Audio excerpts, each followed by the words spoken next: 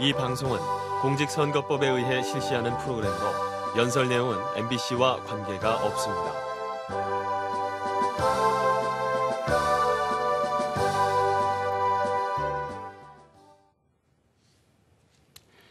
존경하고 사랑하는 국민 여러분, 안녕하십니까? 새 시대를 여는 첫 대통령, 국민후보 기호 2번 문재인입니다. 연일 초겨울 강추위가 매섭더니 날씨가 조금 누그러졌습니다. 이럴수록 감기에 조심하시고 건강 잘 챙기시기 바랍니다. 오늘 이야기는 부산의 신발공장 재봉사이신 김성년 아주머니 이야기로 시작하겠습니다. 김성년 아주머니는 초등학교도 제대로 못 놓으시고 14살 때부터 시작한 신발공장 재봉일을 51살이 된 지금까지 해오고 계신 분입니다. 37년을 같은 일을 하다 보니 이제는 재봉질 소리만 들어도 바늘이 몇 호인지, 줄이 나일론 줄인지 명주 줄인지 또 어떤 가죽인지 다 한 번에 알 수 있다고 합니다. 김성일 아주머니는 오래전 회사 동료들이 부당한 일을 당했다고 저를 찾아왔습니다. 점심때 밥 좀 편하게 먹게 해달라. 화장실 칸막이 좀 해달라. 낮에는 일하고 밤에는 잠 좀 자게 해달라. 옷 갈아입을 방 하나 마련해달라. 회사에 이런 요구를 했다고 동료들이 끌려갔다는 것이었습니다. 그때 제가 무료 변론을 해드렸고 다행히 끌려갔던 동료들은 풀려났습니다. 20년도 더 지난 오래된 일이고 저는 잊고 있었습니다.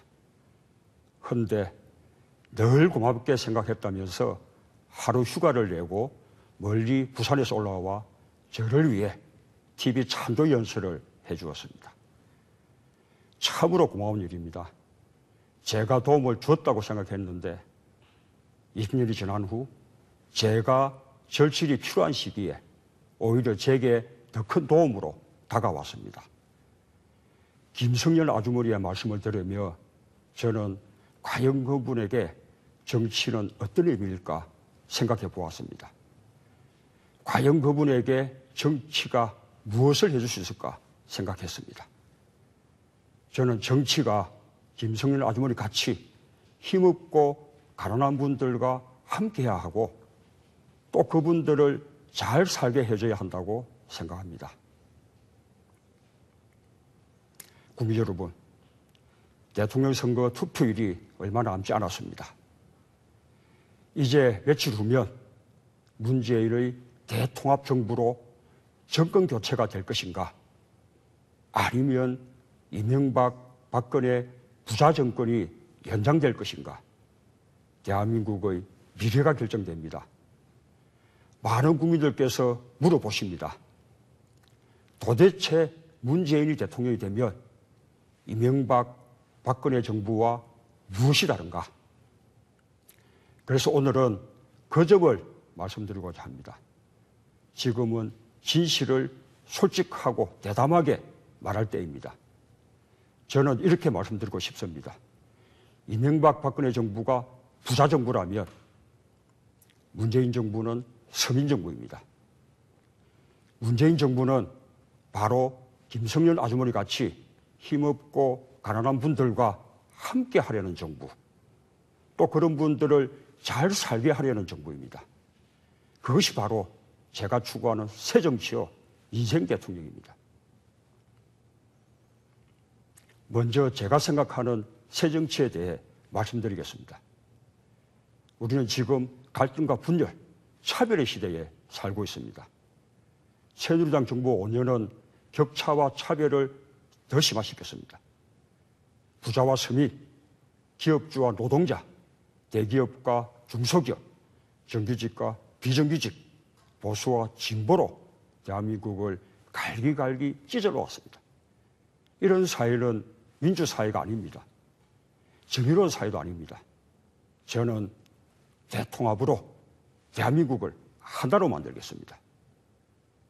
부자의 대한민국과 서민의 대한민국이 따로 있지 않도록 하겠습니다. 재벌의 대한민국과 중소기업의 대한민국, 노동자의 대한민국이 따로 있지 않도록 하겠습니다. 오직 하나의 대한민국으로 국민들을 통합하겠습니다.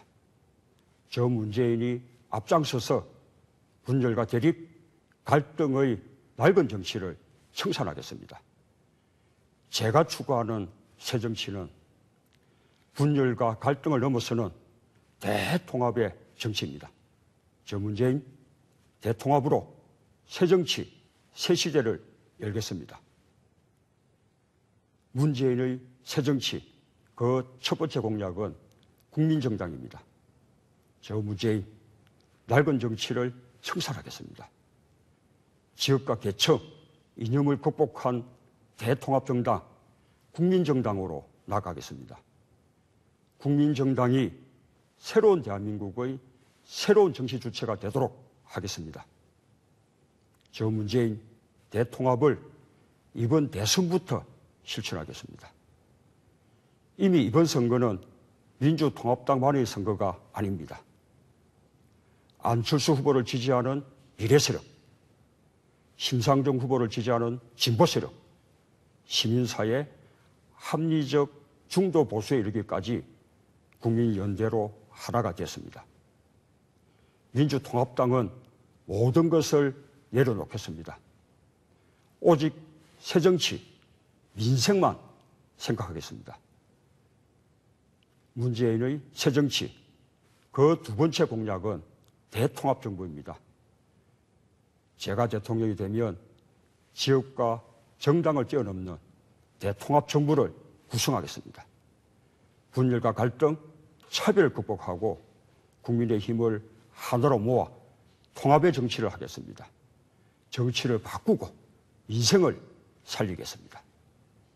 제가 추구하는 새정치의 주인은 국민입니다.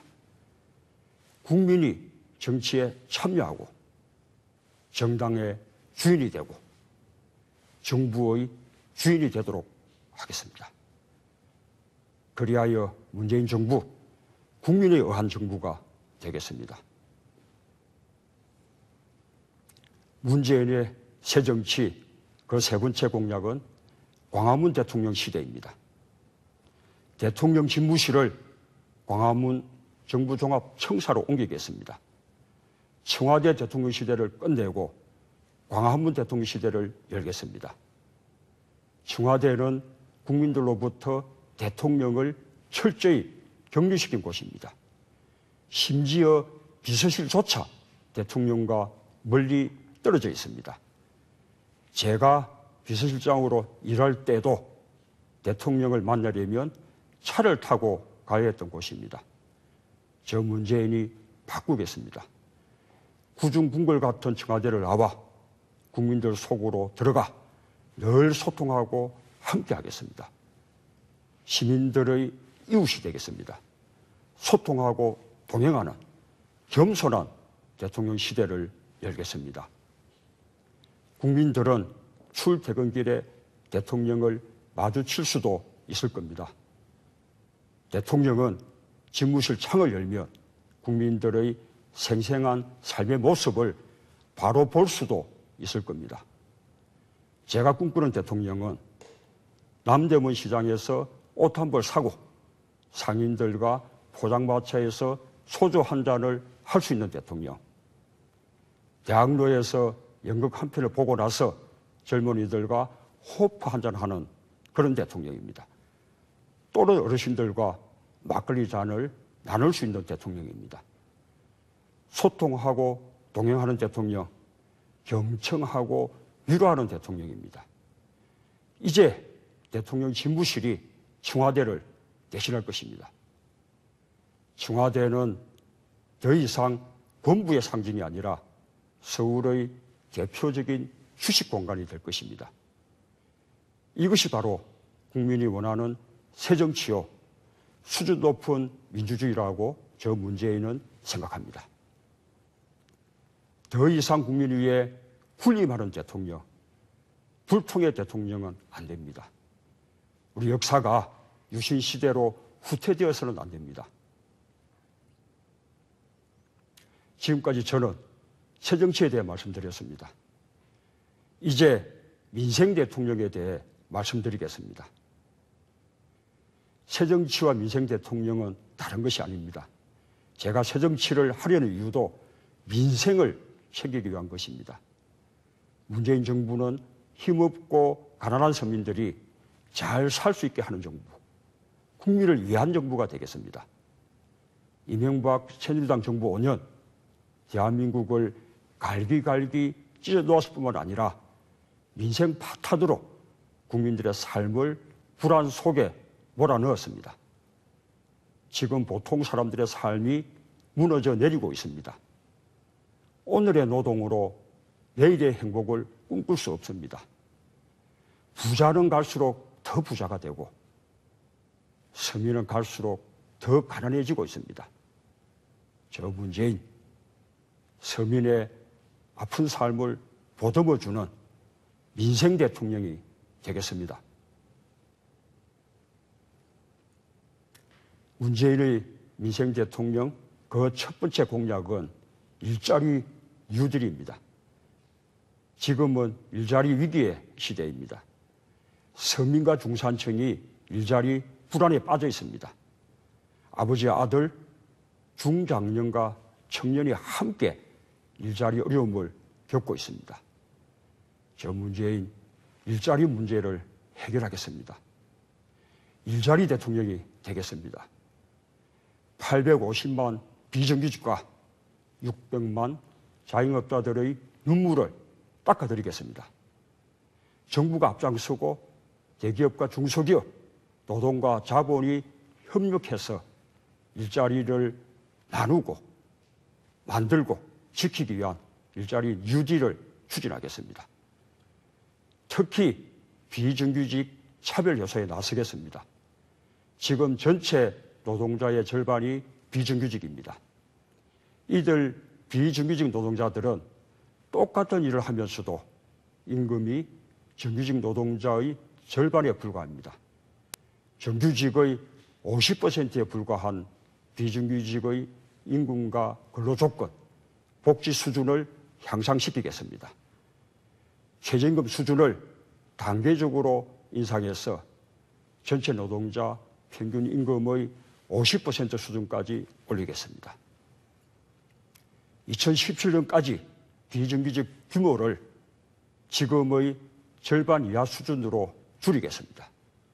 공공부문 비정규직 자리 중 상실 자리는 임기 중에 모두 정규직으로 전환하겠습니다.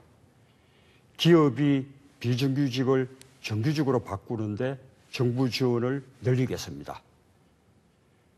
문재인의 민생 대통령 그 두 번째 공약은 필수생활비 절반 시대입니다. 우리 아버지들, 어머니들 가계부를 볼 때마다 가슴이 무너지고 앞날이 걱정됩니다.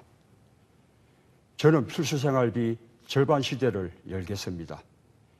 교육, 의료, 주거의 3대 생활비 지출을 확 낮추겠습니다.